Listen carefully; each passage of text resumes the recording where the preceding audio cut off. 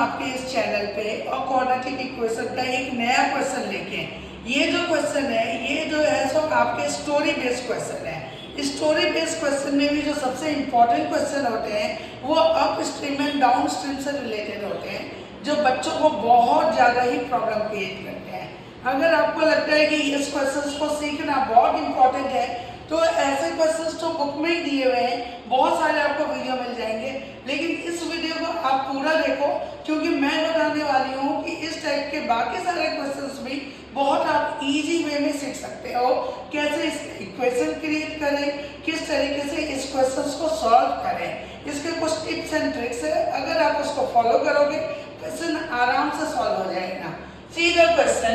A motorboat whose speed is 18 km per hour in still water takes 1 hour more to go 24 km upstream than to return downstream to the same spot.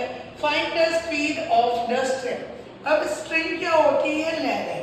ठीक है, जैसे आप नदी की लहरें हो गई, समुद्र की लहरें हो गई, तो कोई एक बोट है वो अगर स्टिल वाटर हो, कोई लहर ना हो, नॉर्मल चल रही हो, तो उसकी स्पीड कितनी होगी? 80 किलोमीटर पर आवर। जैसे आप समझो कि आप रोड पर चल रहे हो, तो रोड पर अगर रोड बिल्कुल ही प्लेन होगी तो आपकी स्पीड कितनी है? 18 किलोमीटर पर आवर।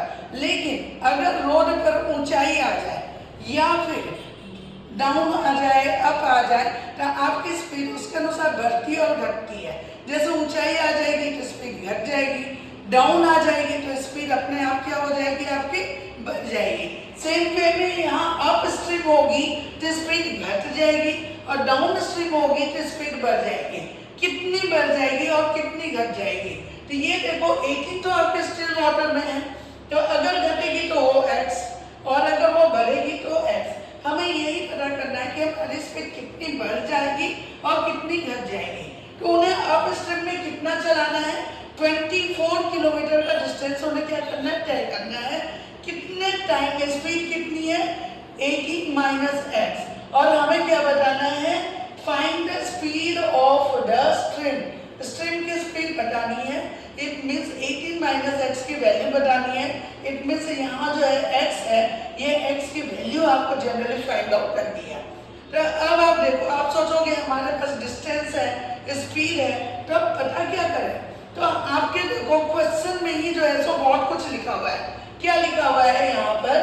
कि upstream then to return downstream to the same spot 1 hour का टाइम ज्यादा लगता है। मतलब ऊपर जाने में आपको टाइम ज्यादा लगेगा, नीचे आने में आपको टाइम कम लगेगा। अगर 24 किलोमीटर अगर आप ऊपर जा रहे हो तो 24 किलोमीटर आपको नीचे भी आना पड़ेगा, बट ऊपर जाते समय आपको 1 घंटा टाइम ज्यादा लगता है और नीचे आते समय आपको 1 घंटा टाइम कम लगता है। जैसे आप वैष्णो देवी गए होंगे तो आपने देखना जब चढ़ाई चढ़नी होती है हमें, तब हमें टाइम ज़्यादा लगता है, लेकिन जब ऊपर से उतरना होता है तो हमें टाइम कम लगता है। कितना टाइम कम लग रहा है? 1 आवर का टाइम हमें क्या लग रहा है? यहाँ पर ऊपर चढ़ने में ज़्यादा लग रहा है। इसलिए यहाँ पर टाइम टेकन कितने के इक्वल है? 24/18 माइनस एक्स। और उसके बाद अगर डाउन स्ट्रीम लो तो आपका टाइम टेकन कितना है? 24/18 प्लस एक्स। इक्वेशन क्या बनेगा क्वेश्चन के अनुसार?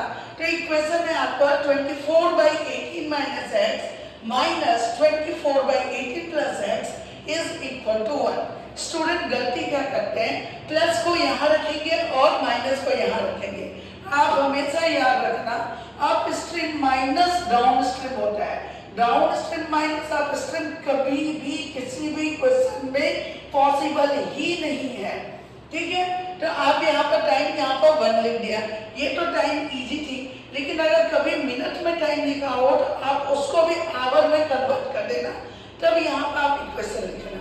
नेक्स्ट 24 हमने कॉमन ले लिया, मिला क्या? 1/18 minus x minus 1/18 plus x is equal to 1।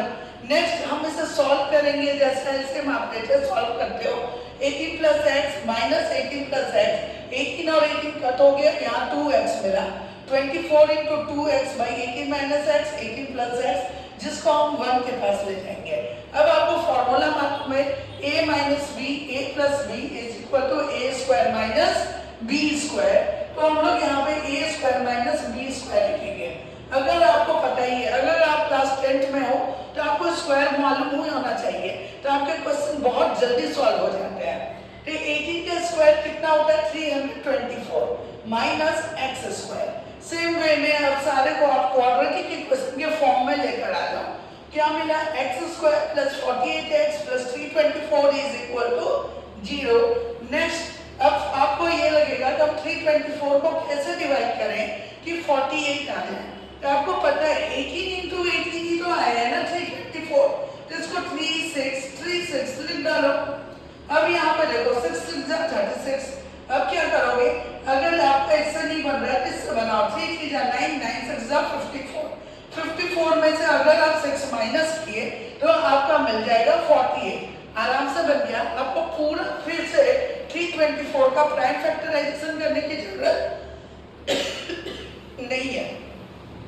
Solve करने के बाद क्वाड्रेटिक इक्वेशन जैसे सॉल्व करते हैं सॉल्व करो और आपकी वैल्यू x6 पॉजिटिव मिल जाएगी। इट मींस हमारी जो स्ट्रीम है उसकी वैल्यू कितने की इक्वल है 6। नेगेटिव वैल्यू को हम इग्नोर करें।